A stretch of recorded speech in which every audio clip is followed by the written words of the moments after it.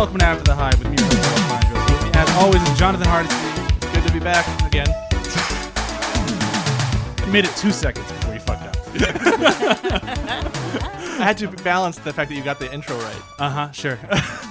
Emily Blake. Hi, guys.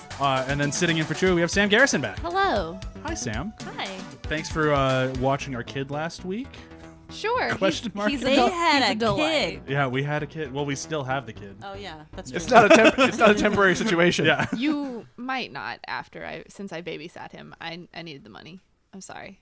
Black At least you're market honest about babies. it. Sam Yeah. sold It's your going to be an kid. awkward rest of the episode, but that's okay. This is a terrible way to find that out. Yeah. And then special guest we have back this week, Johnny Recker. Oh, hello. Johnny, when I thought of doing a movie episode about Muppets, you were the first person I thought of. Do you like that? Does that work for you? Yes, I am glad that my first sojourn to Hollywood, when I came out here to liberate myself from the prisons of Bible College, I had an internship program. My options, I said, the two things I wanted is puppeteering anywhere or horror movies. And they came back with, well, do you want to work for Wes Craven for a semester? And I said, well, we're going to put the puppets on the back burner for a minute. But it is weirdly a passion of my life. So I was like, yeah, I'm ready.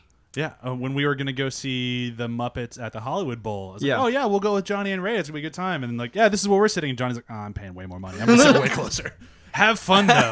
We actually, and the crazy thing, to immediately start talking about my wife, oh my God, was we bought the tickets. I was like, this is a once-in-a-lifetime thing. I'm spending a stupid amount of money on the tickets. Then Ray gets nominated for an Emmy. The Emmys are the night Humble brag. of humble brag of Muppets Live at the Hollywood Bowl. Oh, and I'm no. like, no, cool. This is the first worldest of problems. Cool. Yeah, I know. This is Oh, I can't go to all the Muppets at Hollywood Bowl sympathy 'cause I'm for nominated any for of an my Emmy. arguments. Because again, all lower class based appeal audience about all my arguments about this movie is how it's a strong, great working class story, all out the window. Like this anecdote right here. And then Ray, we sold the tickets, and Ray got me weirdly better tickets for the Sunday. So we had the craziest weekend of like Emmys on Saturday, Sunday night, like close enough I could see Kermit sweat, and it was one of the highlights of and I bawled like a child the entire time. It got me at Rainbow Connection. But, yeah. I I didn't could watch go it on a to- 13-inch screen, and still it would get me. I didn't go to that, but I did work on a Geico commercial with a beaver puppet, and it was kind of the most amazing thing I've ever seen. Because the guy never dropped character, the puppeteer, the Good entire time. puppeteers Like don't. you'd stand there Yeah. talking to him as a person, and he'd answer you in the fucking beaver voice. That's awesome. And he would move them out the whole time. He was like, he never stopped. I guess because it's easier, probably just keep going. Yeah, But you just got to keep in. it was pretty great. Speaking of keeping going. So we're going to do a very quick round of plugs just to say who we all are, and then we're going to move into today's episode, which will be a puppet movie battle. My quick plug real quick is going to be always listen to Venture Bros, our Venture Brothers podcast. It used to be in the same feed as here. As I told you last week, it no longer is, but we do have our own feed pretty much everywhere, so be sure to check that out. Anybody else have anything to plug? I will be joining the After the Hype podcast network in the next month. Yeah. In the next tentative month. Tentative month. I'm going to be starting a little advice podcast because I firmly believe every question in life can be answered by watching the Lord of the Rings extended editions, including the special features. That is So a very if niche podcast. well, no, that's the beauty of it. Any questions. So that means even if you don't believe me, submit, find me on Facebook, shoot me a message. That sounds amazing. John, anything to plug real quick? I do, weirdly, in the grand bending of space and time, the movie that I was working on Yeah. last time when I was on the Mother podcast is now coming out, as they tend to do. So September 7th, Peppermint, starring the amazing Jennifer Garner, and her own kind of riff on the Taken story from the director of Taken, Pierre Morel. Nice. And just an action-packed adventure for the ages. I like seeing her back in action movies. Yeah. Yeah. Okay, we'll do a very, very, very fast. Where have you been doing? Like, just quick. Anything you recommend, so we can get into this battle nice and early. I will highly recommend that I put this on Facebook a while ago. If you mildly enjoyed Watchmen when it came out, and you weren't totally sold on it, the fully uncut, complete with the Black Freighter animation is now on Amazon Prime for free. And it will definitely move your I liked this movie to I love this movie. If you're starting at I hated this movie, don't bother. It's not going to change your mind. But if you are on the fence, this should push you on to the side of loving it. That's mine. John? Oh, yep. I recently got the game Octopath Traveler for the Switch, and you may never see me again.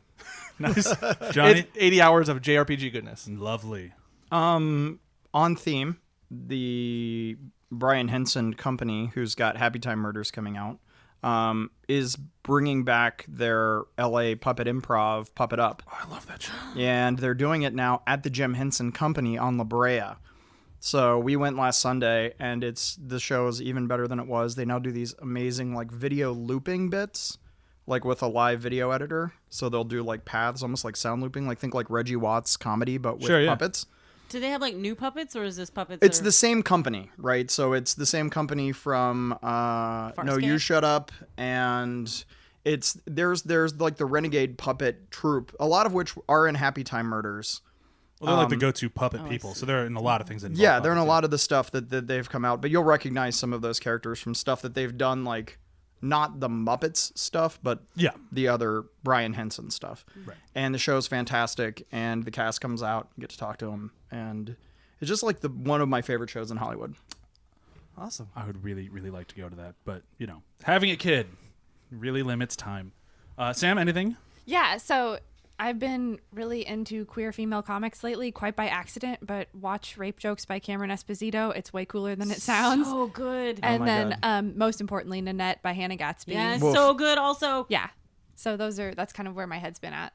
Cameron Esposito put on a free show when I was in college when she was just starting out. She was awesome. She's the coolest. I feel like she's like if Andy Kaufman was a woman and like a nice person. And Take My Wife season 2 we just watched It's so good. It's on Amazon, but I think it's under Stars maybe. Yeah. Emily, what about you? I finally, after everyone told me to watch it and I put it off, I waited until it ended. So you're welcome, everyone. I watched Sense8. And I really enjoyed it. Even though the finale is so cheesy, it's ridiculous. I loved the hell out of it. And what I loved about Sense8 is no matter what you're into, not just race and gender, but also like there are different relationship styles. There's a trans woman on the show. There's just all these people. Almost everybody's represented. No matter what your special place in society or what special thing you're into or who you are. Or what you identify as, you probably have a character on Sense8 who's a well-written character. And I really thought, and it all feels organic. And I feel like more shows should emulate that and try harder to be more inclusive. And that's what I thought was super cool about the show. Awesome. You guys ready to fight? Yes. Sure. Sam seems so nice. I brought a knife. You were wrong. Oh, no. I apologize Question. for anything that happens. No, yeah. Can you kill a person with an iPhone with soft edges? I'm sure there's a way. Okay, interesting. Probably some kind of electrocution. Yeah. We'll figure it out in the fight. Yeah. Or, just jamming it down their throat. I have a purse banana. We'll see where this goes. I was hoping to chuck it because shoving it down someone's throat means you have to be a little bit closer. And it's close. Don't be a wuss about your murder, John. I have a tiny Swiss Army knife, like a wee little one. It's hard to be death of 1,000 cuts. It's hard to be a murderer when you're antisocial. I think that's like the first required thing. I think that's. You'd have to get near people. Well, you could sneak Fair. up behind them. No. All right, we're moving on. All right. So today's episode, in honor of the Happy Time Murders coming out, we decided to do a battle about all puppet movies. And I said pick the best puppet movies out there and figure out which one you can defend is the best ever. And we have John. That is not what you said. That's not what you said. It was in the chat. Team America, World, please. Emmett Otter's Jug Band Christmas. Child's Play. Muppet Family Christmas. Perfect. I like how you laugh at mine. It is legit. Dude. Anyway. It's sandwiched between two Muppet Christmas movies. So to be that's the fair, best. when I was talking to Johnny about this, did I not say I might have picked Child's Play? Yeah. Yep. If I was going to fight, it was going to be on my list. I'm going to save all my ammo. Yeah. For Child's Play. But then eventually, I've never lost a battle, Johnny. I don't doubt it. Is that true? That is very true. That true. is annoyingly I true. don't like this.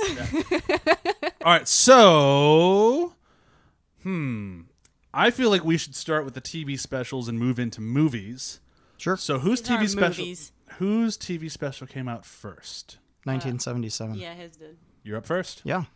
All right, so you got 5 minutes starting now. Tell us why Emmett Otter is the best Muppet or puppet movie ever. Okay, so it's 1977. The Muppet Show is between its first and second season. It's a hit in the UK. America does not give a shit about it as much as people like to think. It's in syndication. Henson gets contacted by HBO. They make a special, right? He uses the opportunity the early 70s Muppet specials are all great. This is the pinnacle. And this leads the way forward to everything he does. The renaissance of Henson through the Muppet movie and the end of his career.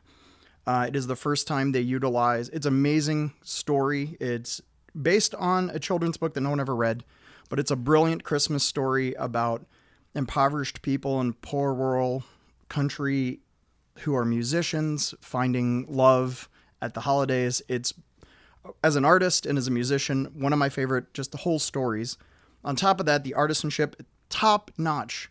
The whole A-list Muppet Show cast, puppeteering. All the puppet forms are there. Marionette, classic style. It's funny. It's emotional. You've got a collection of Paul Williams songs that are astounding.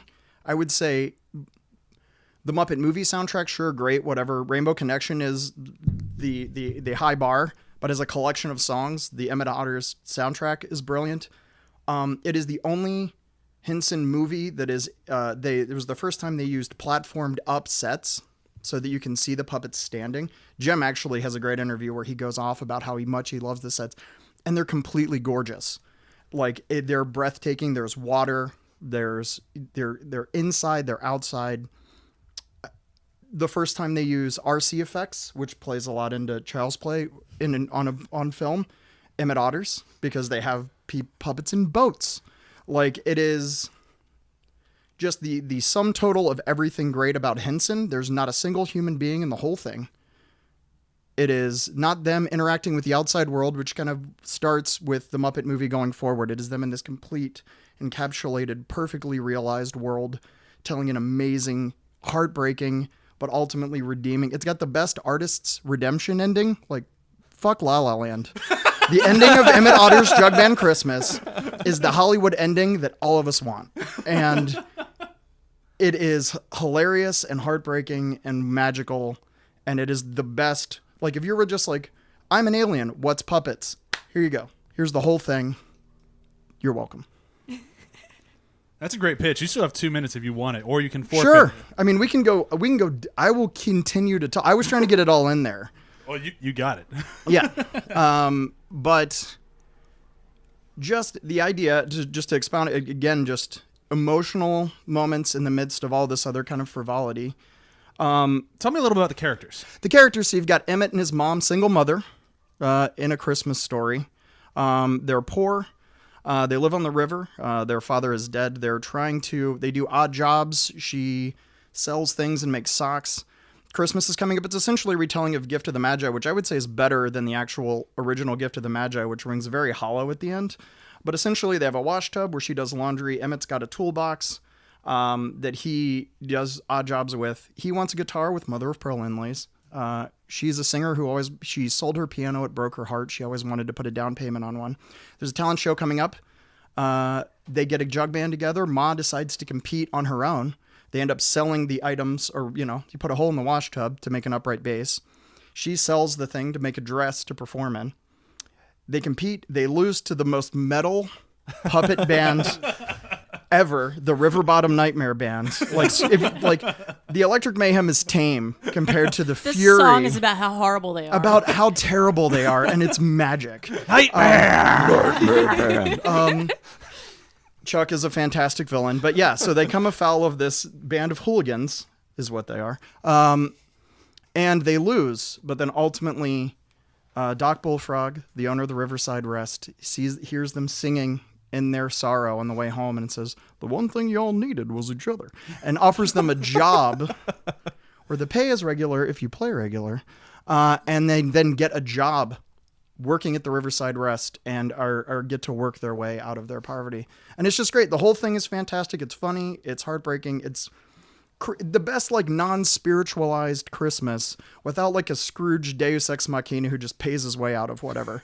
This is people having real holiday emotions and working through them. And it's it's the one thing I watch every Christmas. So, and it's an amazing puppet movie. Oh, now you got there. You only 5 seconds left. Perfect. All right, there you go. Okay, so I'm going to start the 5 minutes of taking this down, and I'm going to kick this off a little bit. So when I was a kid and I saw this movie, I need you to defend why this is okay. The kid wants to go on a slide into the river, and the mom says, I think it's frozen enough, and then just sends her child out. This bothered me when I was a kid. Like, what if it's not? Your mom just sent you out to die. He can swim. I mean, I'm sure he could. They live It's on frozen. the river. Frozen. Yeah, He's but an Goes in the otter. ice and die. yeah, but It's like instant death. He's But an video otter. games have It's- taught me anything. It's it's- instant death when it's- you go into water. Right? it's Dad's Thanks, old Rockstar. But, slide, right? Sam just pointed out he is an otter. He is an Do you otter. not want to win? He is an otter. Look, I That's can't fair. beat this. Right. Look, all I know is that according to Rockstar Games, you can't go in the goddamn water. I would also like to point out that unlike Gift of the Magi, where they sold their own shit to pay for each other's gifts, he put a hole in her wash tub and she sold his toolbox. That's bullshit. That's like they didn't That's really even selfish, ask. actually. They also didn't ask permission. He just took her wash tub and put a fucking hole in it without talking to her first. The wash tub scene in and of itself, because all good stories need conflict, and the misunderstanding between these normally very loving and caring couple is the center of this, and you see them through missed notes and other things, and it's heartbreaking. And talk about like random sound design. Emmett fights back with the band, but they're like, your mom has the wash tub, and he's like, I can't do that. I will ask her for I will play permission. guitar. I will do any of this. And yeah, and it breaks his heart. The sound, just watch the scene where he puts the hole in the wash tub, and the sound, like there's this screeching noise of the nail piercing the tub that is like the nails in the hand of Christ. It is the most I don't care how heartbreaking. sad he feels. Yeah. Someone puts a hole in my wash tub. I'm Sure. gonna be pissed. Yeah, but they don't do that, and then nothing happens, and then they're poor and terrible, and they They don't didn't fight. win the contest She also either. Yeah. she sold the toolbox that could have fixed it. That's the other. It's like She there's such a futility hold on. to this I mean, movie that, like, otters A might have point a- of order is that she hawks it. So It's okay. if she won, she could have theoretically not got how- it back. Yeah. Okay. With the money that she was going to win from a contest that she didn't win. Right. Yeah. This And, But- and you're saying like the Hollywood ending is that they got a job. I mean, that's great. Jobs are important, but it's like, oh, you went This out is a to capitalist follow your nightmare. dreams and you got a job No. working at a restaurant. No, they got a job but they got a job doing what they love. That's true. They got a job. that she's means not that they're gonna fall out doing of. That odd means jobs. next Christmas they're gonna fall out That's of love with Emmett it. Otters Never Never chase your Christmas. passions. That's just But setting, it's- especially what when we you're don't see working is the class sequel. and need it Yeah, for your you You don't see the sequel a year survival. later where they're like, I hate singing. Singing's dumb. Yeah, but that's the start. It's the start them on a path to a whole future, Also, as working opposed to with your- $50. Working with your family is such nightmare. Oh, They fuel. do love each other Like- like a little too much, though. I This would is watch. like setting themselves up for failure in a capitalist hellscape where following your passions gets you money but kills your passions and your family Also, structure it's in possible the that process. Mrs. Otter is so into her son that it's preventing her from having meaningful relationships with other potential romantic partners. It's I mean, he possible, is but as a really cute, woman though. who is now financially, because again, she was trapped in a cycle of selling yarn for pumpkins That's to true. make pies. She was trapped as a single mother. And then he destroyed her wash tub. And now, through their cooperative efforts, she has an opportunity to build a life and a family and build those meaningful relationships. Like we just see. What's crazy though is they do care a lot about each other, but there's that missed gap in communication that indicates that it's that sort of selfish affection. I mean, it is a mother-son relationship, so you kind of expect that, but like, why didn't they think to team up at the get-go? They both recognize each other's talents. Or maybe they don't, and that's the real tragedy in this. They Because had no idea. That would be a boring Sesame Street plot line. And this is like an attempt at like a know, real adult family Also, this drama. thing has to be with longer than puppets. 30 minutes, right? Like the movie had to be longer than 30 Does minutes. it? Yeah, so they would manufacture a little bit Let's of that. make a cute Say- Christmas anthology with Let's say he puppets. won and he bought her a piano. She still doesn't have a fucking wash tub. Also, and then let's say she won. Then and you're not bought him using a guitar. piano She correctly. doesn't have a Can I be fucking- honest? hold on. too? Which is why Hold on, the ending that happens is the better ending. I'm going to ask. The wash tub's coming up a lot. If they had lost, can you defend him putting a hole in the wash tub? If they had lost. If they had They lost, did Yeah. lose. well, they did. No, They won ultimately. Like if they didn't get the Yeah, if job that at guy the hadn't end. come along and offered him a Yeah. job. yeah. Then there's going to be a really sad Christmas for everybody. No, it's a nightmare. So seriously, I watched this movie. Nightmare. It's my favorite Christmas movie. The only Christmas I've ever not been with my family. I was in Michigan on a movie, following my dreams in a capitalist hellscape. And I had Skyped with my family, and then I watched this movie without people around, like by myself, Right. and it destroyed me. It was the That's the most end of time. depressing. Yeah. So the power of the movie, ladies and gentlemen, the power of a puppet movie. To make something depressing more depressing. Sure. I'll say that was a good ending to the argument. I'll give him that. But we still have more movies to go, including the next one, which is another TV special. Yes. Oh, I brought a Santa hat. Good thing our audience can see that. Yeah. This is or the puppet and the book that I brought along. Yeah. I do This is love like- that you have the book. Yeah. I mean, that's That's mostly amazing. for us. Okay, so 5 minutes to say why Muppet Family Christmas is the best puppet movie on the table today. All right, it's 1987. There's a lot of Muppets out there, and this movie has all of them. I watched this when I was in high school. With every year, I would get together with my group of friends, and we would all watch this movie together. Only we had recorded it off TV, and there was like a news interruption. So we'd watch my friend Dave's tape until it came time for the news interruption, and then we'd switch to my friend Wesley's tape because there was also a news interruption on his, but it was in a different place. So we'd watch two tapes, and we watched all the commercials, and we fucking loved it, and it was great. And we all identified ourselves with a Muppet, and I was Red the Fraggle. This, I would have guessed that. That tracks. right? Right? Yeah. Okay. So, this movie is about Fozzie Bear's mom wants to go to Malibu for Christmas, and the guy from the human from Fraggle Rock, wants to have a nice, happy, quiet Christmas. And unbeknownst to both of them, Fozzie Bear decides to invite every fucking Muppet on the planet to come to this house to hang out with his mom for Christmas without telling her, which is pretty rad. Speaking of, fucking things you do to your mom. But everybody shows up. Even Jim Henson makes this adorable cameo, and everybody's there. It's fucking awesome. And there's a lot of fucks for Muppets, but it's such a beautiful story because for me, it's all about, especially given that I mentioned it before, I don't really have a blood family left, for being bad people mostly. And this movie is very much about how you make the family with the people around you, because the Muppets make themselves a family, and it doesn't matter if you're related or not. We are all a family together. It's got but every Muppet is like super them too. It's so much fun. Bert and Ernie are super gay.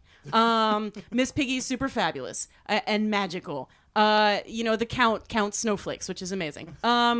And it's just, and there's Sprocket's there, and there are Fraggles, and the Fraggles represent other religions other than Christianity, which is really cool. They pass around this little pebble, and it represents them giving gifts to each other. And even though they've never heard of Christmas, they don't celebrate it, but they also have a holiday around this time of year where we celebrate being a united group of friends who are basically a family. So it sort of also gives you a glimpse at like Jews and Muslims and other people of other faiths are also welcome to celebrate with us.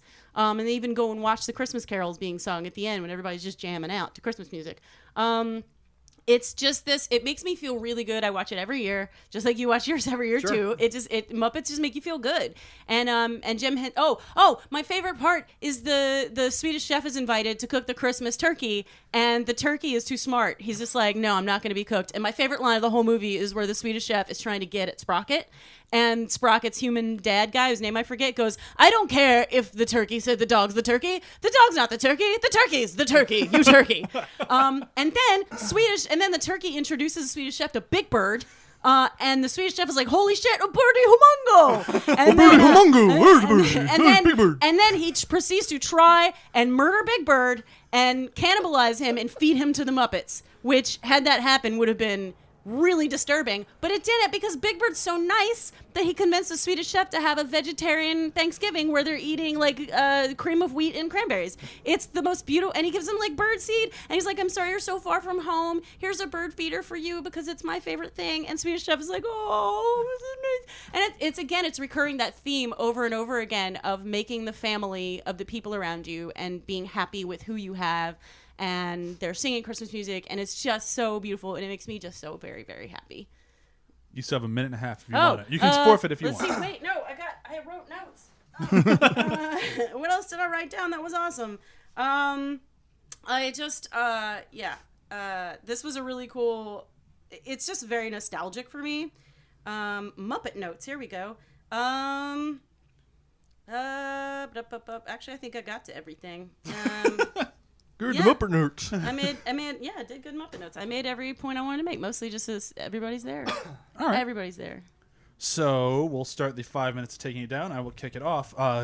My question for you is that when it comes to the Muppets, or pretty much any Henson Muppet, usually, music plays a huge part. You didn't really talk about the music in the movie at all. Is that because it's all just basic Christmas music, or do the Muppets make it better? Like, I mean, the Muppets make it better because they always do. They're singing. I mean, they're singing. It's mostly Christmas music because it is a Christmas music movie. It's very much about like the spirit of being together at Christmas time. So they sing your Christmas carols, but they all join in. Even like at one point they sing a really slow one that I'm not familiar with, other than being in this movie. And even the white human Sprocket's dad guy gets into it, and he's like, at first he was like, they're weirdos, and I don't want them here. I'm trying to have a quiet Christmas. But by the time they roll around to singing Christmas carols, he's joining them, and he has a very lovely voice. And you know, and Rolf kicks up, you know, some music on the piano, and the Sesame Street gang, when they show up, they start singing carols outside. So yeah, there's music. It's just... So one of the things, you're saying all these proper nouns. If you go into this movie, right, as competing Henson specials, and you've weirdly never seen any Henson anything, I think this entire thing, doesn't it kind of fall? If you don't have any clue who any of these characters are, it is like 50 minutes of strung together cameos. No, because the human Fraggle Rock guy interestingly doesn't enough, know who they are either. So he's our point of entry. Due to like time constraints and miscommunication, I watched a different movie first, and then I watched this one. I watched Muppets Take Manhattan. Sorry, that was the one I initially picked, and I changed my mind. It's a better movie. And when Disagree. going from that to this, It it was is, like, though. it's you downgraded because like I love Christmas Whoa, music, Okay. I do And- feel like and I think in as the far as pantheon of Henson Christmas stuff, Emmett Otter, I'm always partial to Muppet Christmas Carol. Christmas and then Carol, Family like up there for Christmas stuff. Yeah. Like, I appreciate your nostalgia, but this is a battle, so it's got to be about what's in it for us. And this just feels like they're playing into the capitalist hellscape of Christmas by saying that Jim presents Henson, solve late everything. capitalist. That's not... No, what? They're just like giving presents to paper over their feud with the Swedish chef.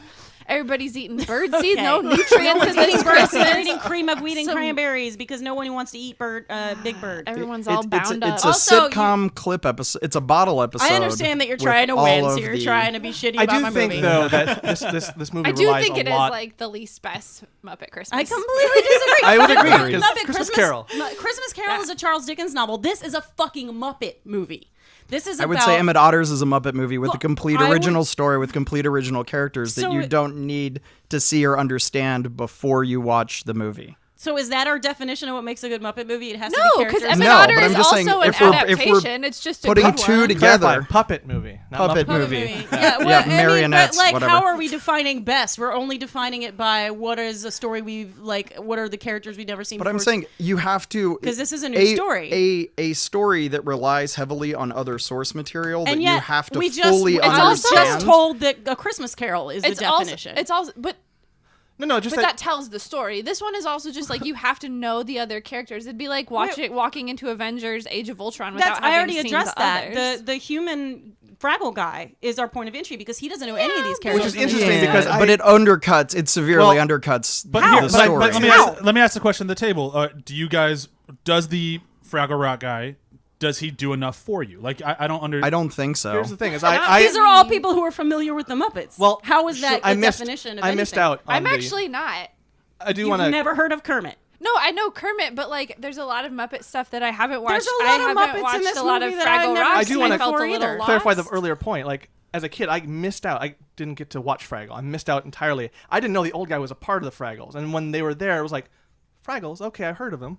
So like, there's a nostalgic thing that was missing because I just wasn't a part of that also- TV well, special Well, that's the when point. it Is came you out. can also also feels see like this movie if you don't. It are also feels like nostalgic. a pretty You can when just you enjoy it. when you remove the specialness of the Muppets, like say you don't know them, it feels like a pretty standard issue Christmas movie, like a Hallmark formula pasted over Muppets. Whereas like Emmett Otter, like You mean the story that's based on the Gift of the Magi?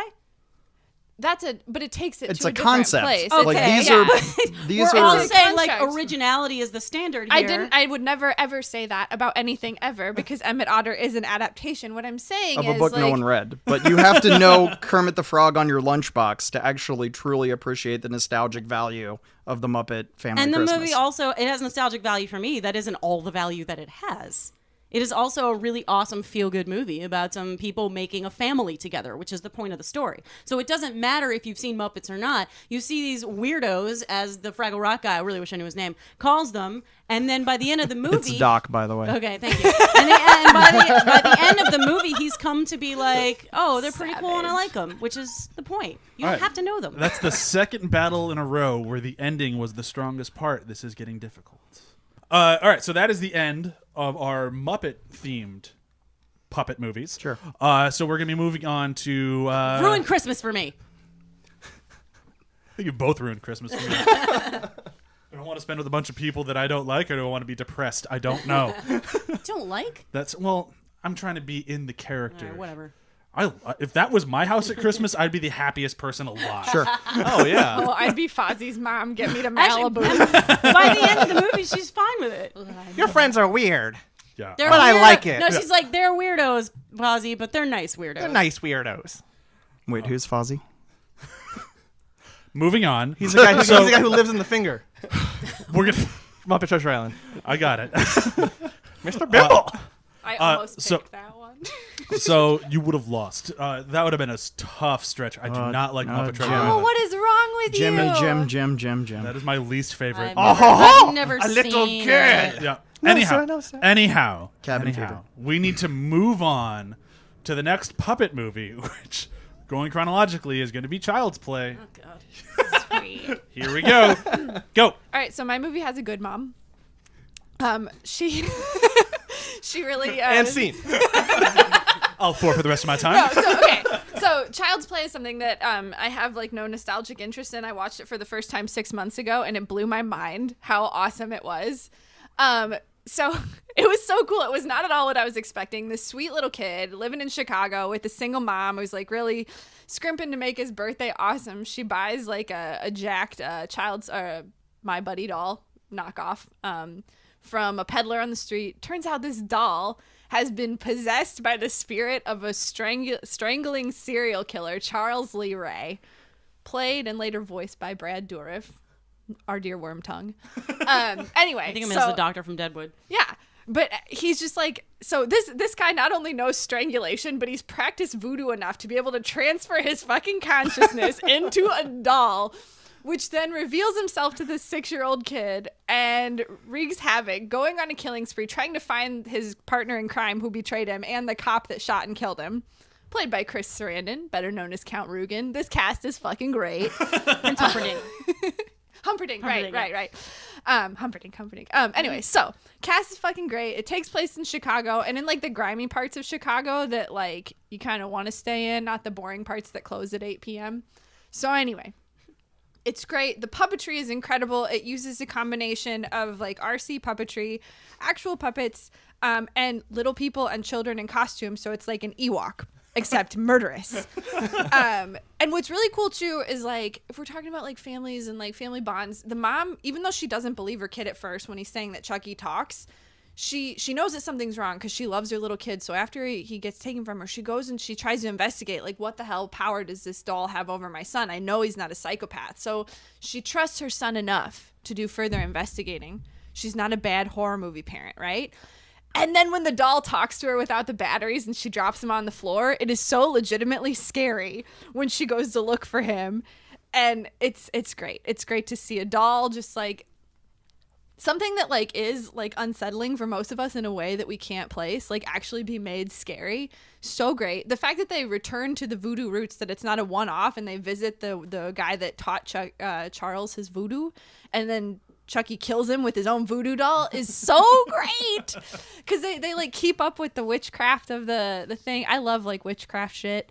So it's just great. Yeah, and then the fact that they managed to like wrestle a doll. This doll is so strong too. Like the strength ratio of this doll is incredible. So that's cool. The guy that's the bonus cop, played by Tommy Swerdlow, who's writing a movie I'm working on right now. He's dope. I don't know, but like realistically, like as far as puppet movies go, it's kind of neat to see it go in a direction that genuinely is not for kids. Like having a swearing filth puppet that's not shitting on faces, John.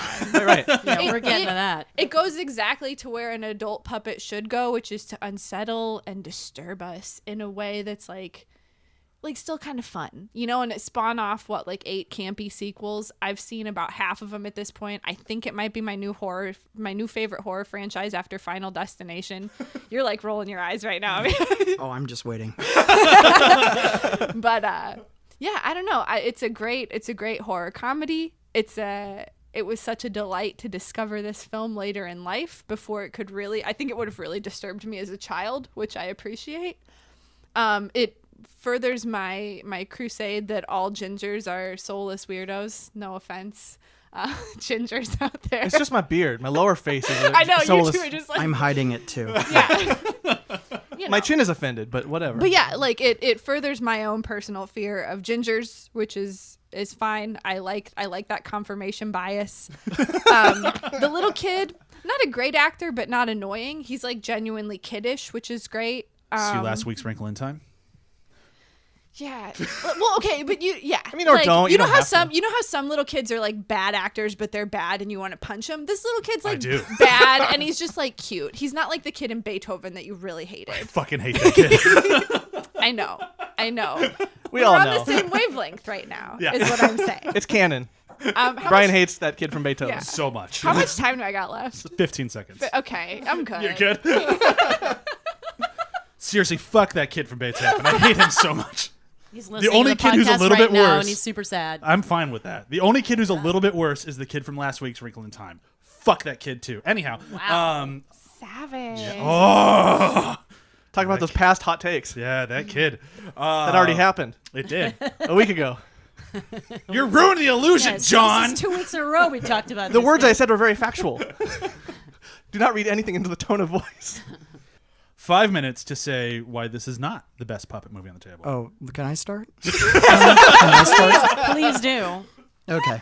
So, this is the only movie I had of these that I felt that I needed to rewatch because I wanted to dissuade myself of nostalgic preconceptions of it. So, I counted of the 123-minute runtime.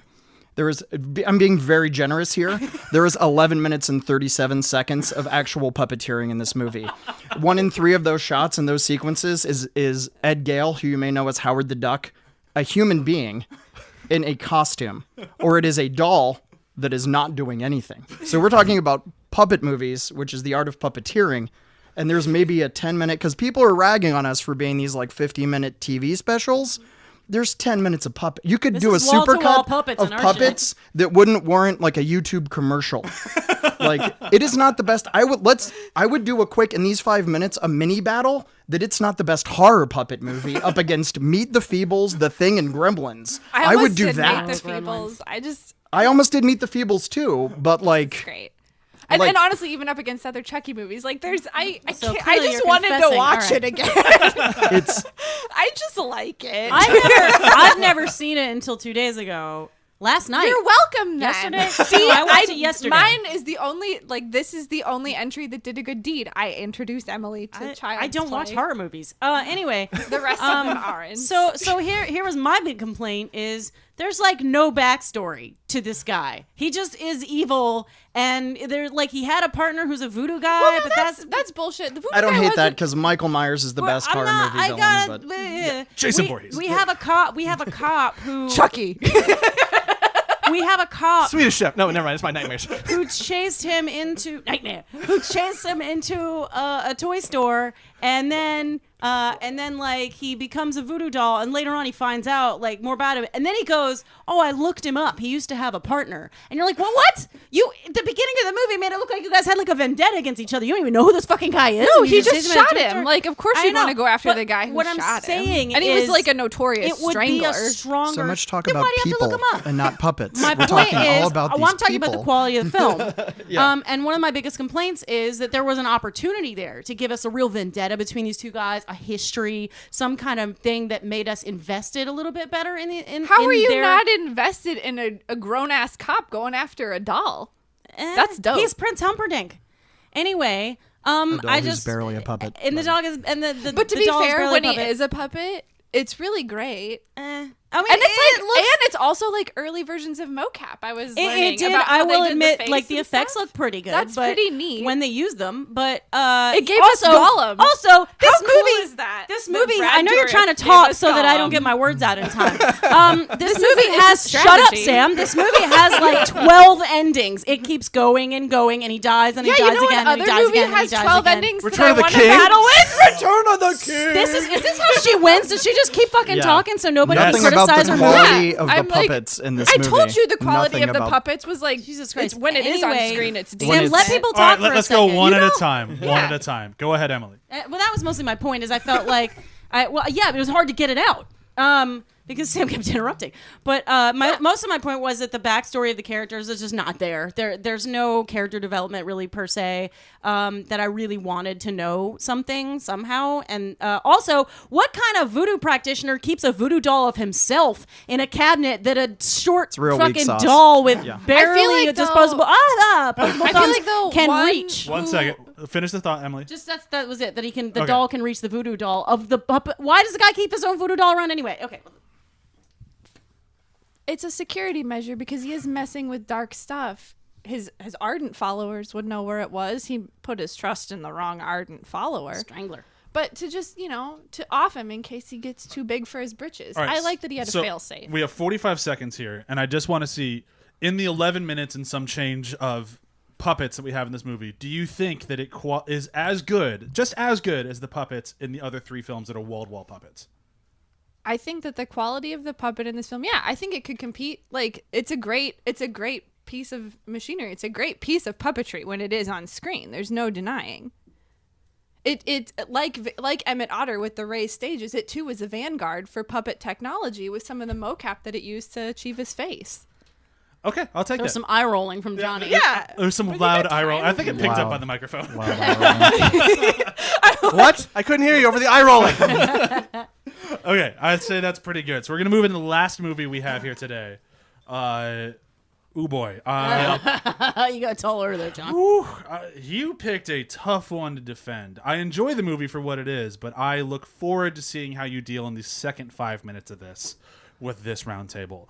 But here we go. Team America World Police, John. 5 minutes to say why it's the best puppet movie at the table. Well, and that's just it. It's the best puppet movie. And when I'm looking at it, I'm not looking at it as like on the plot level or the story structure, because that thing doesn't hold up, and I will admit that. So I'm going to cut that off at the pass.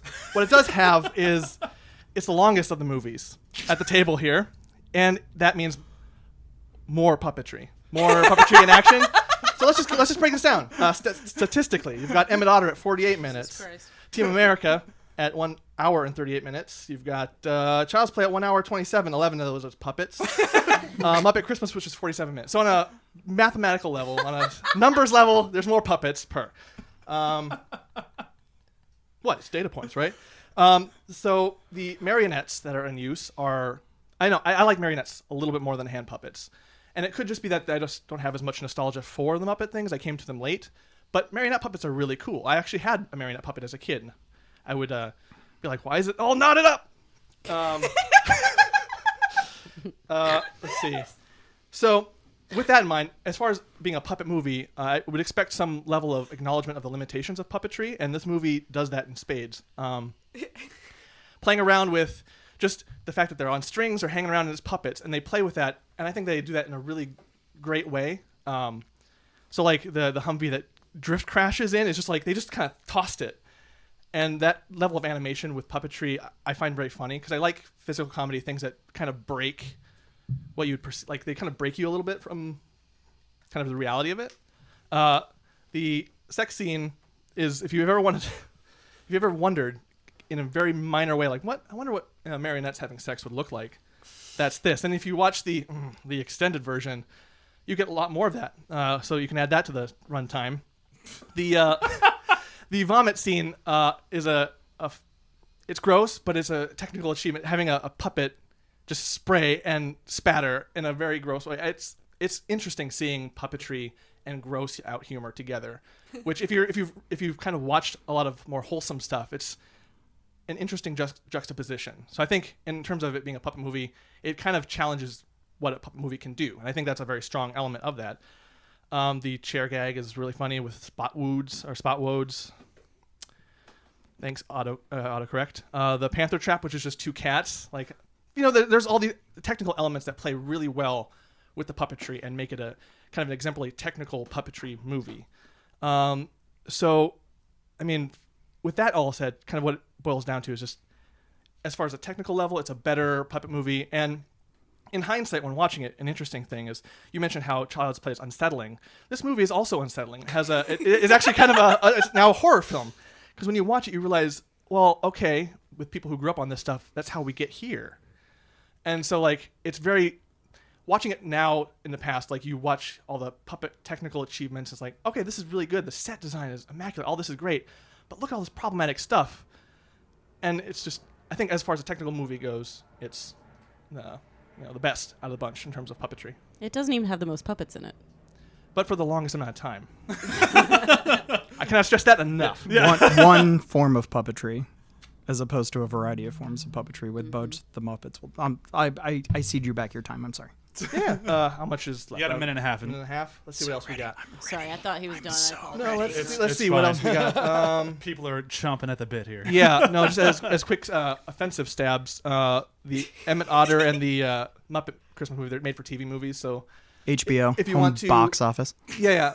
Home box office from the home. If you want to get technical about it, they wouldn't count as necessarily the proper definition of movies, even though that's a debatable point. But I'm gonna That's Hey, bullshit. whoa. Yeah, nah. Yeah. It's racist against Muppets, I which love is Muppets. pretty stereotypical for that movie. But if you want to get into the exact terms, what's a puppet movie?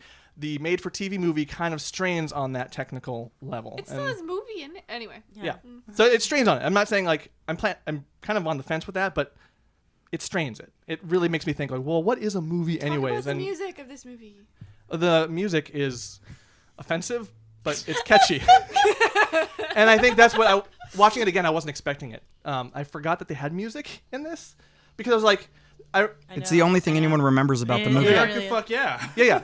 Well, I'm sorry. but I forgot like Not the puppets. I think the American Fuck Yeah was what was in my head, but I forgot all the other songs surrounding it. That was like, oh, the Freedom Isn't Free song cost $1.05. I was like, it's just $1.05. I mean, it was funny, and I don't know. It's also musical, yeah. That's all. One time I was. Before we jump into the defense of this thing, I have to immediately strike one of your arguments off the table of the TV movie argument. Okay. It wouldn't have been on. They wouldn't have allowed them if I didn't qualify them as movies. No, for sure. So that one's immediately going away. I apologize. It's a low blow, John. I would also like to say that one time before we get A started, movie of low blows. one time Fair. I was making out with my boyfriend and he had iTunes on rotate like random, and Everyone Has AIDS came on, and we just like that Perfect. killed it dead. We were just done. We were Yeah. like, we're not having sex tonight. If you can keep it up during that song, then good on you. You are determined. You are an Iron Man at 6. Okay, so 5 minutes to say why. We it's- won't need 5. 5 minutes to say why Team America World Police is not the best puppet movie on the table. Sam. This movie gave me an alcohol problem. True story. The first time I ever had alcohol as a youth, I invited some friends over. We popped this movie on and had like Kahlua White Russians in little pre-made bottles and got our little 18-year-old asses drunk in my aunt's house. And y'all know, like, this is a problem for me now. So yeah, fuck Team America. It's also really racist and homophobic. I mean, there's that. I don't think the best of anything, like to get really esoteric Feels and like- meta about the argument, a parody and a satire, which I think is a brilliant satire, it couched in a mediocre puppet movie, of which it doesn't even respect the art form. There's so many jokes undercutting the fact that puppets are weird and don't move well, which I think if you're trying to make a good puppet movie, you want to try to at least mask that a bit. But you can't say that Blazing Saddles is the best Western. You can't say Scream is the best horror movie, because inherent in a parody is that you're making fun of things to the point you have to have greatness to undercut. And I think that Team America is, again, the things that are great about it are Team America, fuck yeah. Do it in a montage, which in itself is making fun of other film tropes. It's also a South Park song. Yeah, that borrowed from other stuff. But it's just, the sets are gorgeous. I will say 25 years after it almost looks as good as Emmett Otter, which is good for them. But inherent in a parody, I think, is that it can't. I would say Child's Play is a better puppet movie because the puppet is amazing on its face, as opposed to like you've got one style of puppeting, which is marionetting, and they not great enough that they even make fun about how not great it is. I think in 2018, it just, the year it came out, it was about something very, very of its time. It does not age well. Because now in 2018, with Me Too movement and all of our paying fucking attention to civil rights and paying attention to the language that we use and the culture around us, that movie it's horrifying to watch now. At the time, I remember a guy in college just kept playing that pussies and assholes and dicks speech over and over and over and over. I think he made us watch it like 8 times. And that was funny at the time. It is not funny now. Like, it's just, I mean, they call the Screen Actors Guild the Film Actors Guild so that they can, on purpose, so they can call it fag. No. And if you're like, but vomiting and sex, Meet the Feebles, again, like, which could win as the dark horse that none of us saw coming, is better at all of those things while avoiding much of the problems. Like, so you can't just be like, it's the one good one. It's not, though. But you're comparing Peter it against Jackson. You are I know. comparing- I should. I one was point, seriously one point torn though. between. You are comparing the Meet the Feebles that wasn't at the table, just as a clarifying point. That's Sure. true. That's fair. Yeah. But that's the thing. Stuff that didn't even make it to the table is like better than this. We're distracted by other puppet movies. Like, even as far as marionettes go, like any iteration of Thunderbirds, dope as hell. And their vehicle work was way better because they weren't just chucking it on the screen, you know? Yeah. And you also need, like Muppet Family Christmas, kind of some sort of radial understanding of the Thunderbirds to get a lot of the jokes in that movie. I also feel like or they're the time period that it was written in. Yeah. Yeah. Yeah. And while puke is never not funny, poop has its limits, you know? And they cross those limits. Also, like the Durka thing. It's just problem. And This it's movie's now very people problematic. quote that on the other side of it. Like, or America fuck yeah. Like, it was so good at being satire that there's now a bunch of Proud Boys that'll happily go America fuck yeah, which at some point you're It like, helped us out them. Those people, those types of people. So now we know to avoid them. I mean, that's what people say when they're like, "Why are you mad that this person is racist?" Now you know they're racist. So that's not. I mean, Trying to make lemonade out of lemons here. Anything else to add on this thing? It feels like this think- one sputtered out pretty I hard. think if they didn't at least love the art form of puppetry, they would have just done a live action version of this. Because they definitely love it. Yeah. They so were I very think excited I think about it. you're understanding the love of that. I think maybe on a technical level. I think that's Like- the foundational problem with most of what Trey and Matt do, though, is that they love certain art forms and stuff, and they want to use them to make these satires, but rather than learning and appreciate them, they use their own mediocrity to, like, poke fun at them. And it ends up being, like, this really misexpressed love. they're terrified of sincerity. Yeah. And, like, as much as I love a lot of their work, like, genuinely in different times and places in my life, I feel like overall it's just, like, not... Everything else at this table is coming, even Child's Play is coming from a place of, like, sincerely trying to make a horror film I from would agree with something that that. sincerely scares people, and That's what you time. need for puppets. Okay. I really don't want to see any more cis straight white dudes joking about other races and cultures and all that other stuff. Like, yeah, I have bad news. It's going to keep happening.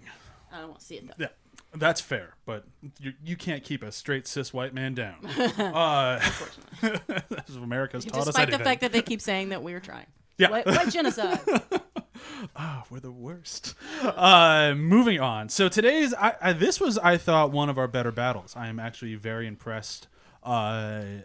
Sam made Child's Play sound good when that's the weakest of the franchise. John made a very good argument for Team America, which, again, I rewatched all these movies, which Yeah. I have not done for a battle in a long time. The only one I couldn't get to was Child's Play because of logistics. But Yeah, I own all of them, but this was just, I did not expect such great arguments for each one of these. But honestly, the two feature-length films I'm gonna have to jettison right away. I would have kept Child's Play in the game, but Sam said I just wanted to rewatch it, and that sentence right there just decimated your whole argument, which was good. I knew I but- could. I was just like, I just like these movies. And I went back and forth on Cult and all the others and stuff, but they do incorporate more and more CGI throughout the franchise, Yeah. which makes it, like, harder. And you So- have to have kept up with the franchise, which would have been a tough argument as well. But I do appreciate getting a chance to rewatch Child's Play because I do love that movie. So between the other two movies, though, this is where it gets really tough because I think one of you argued your movie better and I think one of you defended your movie better. I think Johnny argued his movie better and I think Emily defended her movie better. But if I have to go just down the line of which one would I want to watch based on what you both said, I have to go with Em and Otter. Yes. But it is like... It's very a thin. squeak. It's very thin. Like if I could say a tie, Well, I would. since they're both shorter length movies, You can watch could them watch- both. I combine could them watch them into both. one movie. If- Yeah. This is as close to me saying a tie as possible. The only inch out is just. Yeah. And as a even again, it was hard to argue against it. Yeah. And that was my argument was the only really one I have was that it does base on all this other prior knowledge because again, still you think that's- you alluded to it and I will just like to nod back towards your argument and the whole thing.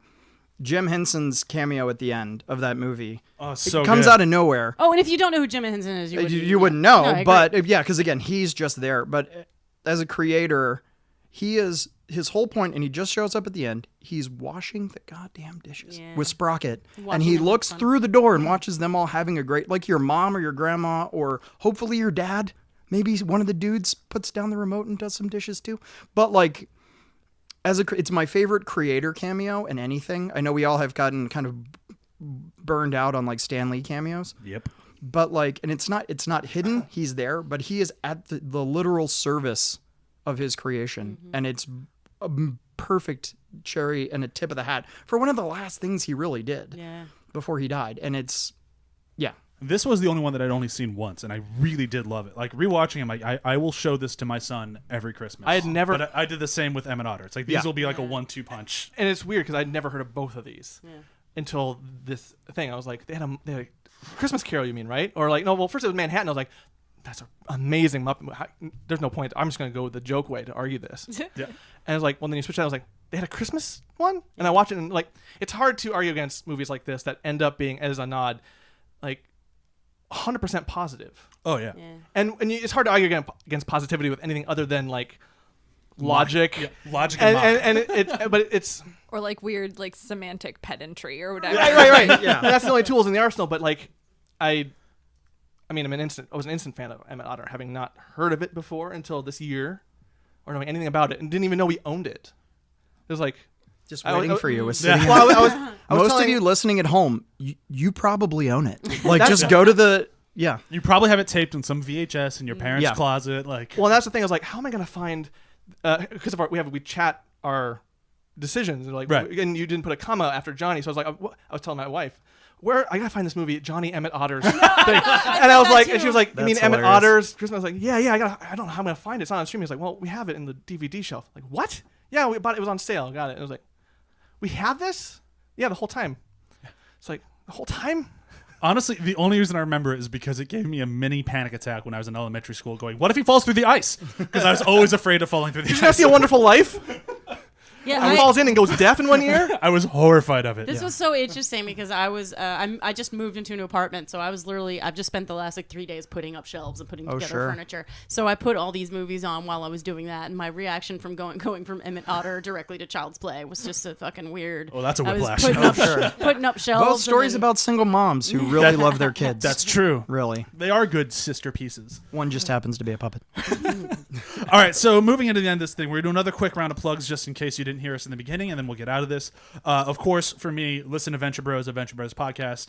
As of this episode coming out, we will be either this upcoming Monday or a week from Monday, the end of season 1, where we have a very long special episode where we are going to restructure season 1 in the way that we feel it should have been released. And I'm really cool. excited to do that. John, anything to plug?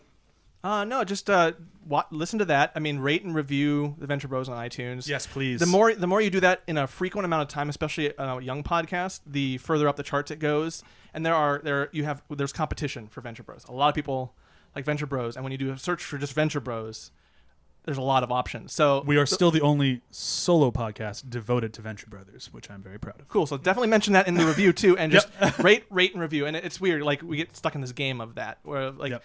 That's the way the internet is now. You have to just barrage people with it, but it seriously helps us, and especially when we got the new Lord of the Rings advice column one coming out, it'll And I help think- get that up. And you and I are planning new ones too to come eventually. Yep.